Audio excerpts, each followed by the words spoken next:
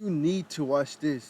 Julie can cut your hair if you want her to. And I thought, well, I'm here. I need a haircut. Julie will be just fine. About 2 minutes later, a girl stepped around the petition. She had hair that was sticking straight up in spikes. Some of it was purple. Some of it was blue. Some of it was yellow. Some of it was orange. That girl must have had 100 piercings in her face. All around her ears, her lips, her nose. I mean, in the sides of her eyes, she was all pierced up. And under the piercing was all kind of painting. She had on polka dot pants and a plaid shirt. She had on 2 different color socks, and her shoes didn't match. She said, "I'm Julie. Are you Jack?"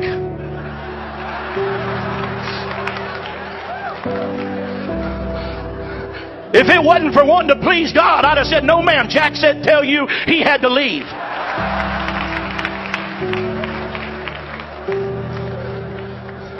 And I thought, well, I'll just endure it. And I went and sat down, and I did like I do too often. I thought I'll just go to sleep. I'll just sit down here and close my eyes and rest while this girl cuts my hair, and I hope she hurries up. There couldn't be anything in the world her and I would have in common. There couldn't be anything on earth she and I'd want to talk about. She wouldn't want to hear anything I got to say. I certainly don't want to hear anything she's got to say. I apologize, but that's what was going through my mind. While she's cutting my hair, she said, "Where do you work?"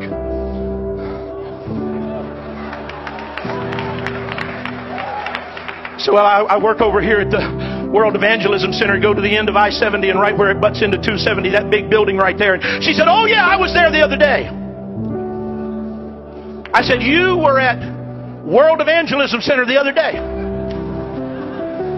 She said, "Yeah, you have a bookstore in there, don't you?" I said, "Yes, ma'am." She said, "My mama is a cocaine addict. My uncle is a hopeless cocaine addict." She said, "Somebody gave my mama one of those videos on Left Behind." And she said, "We all sat down in the living room and watched it." And she said, "I don't know nothing about God, and I don't know nothing about the church, and I don't know nothing about the Bible." But she said, "When I was finished watching it, I knew I didn't want to go to hell."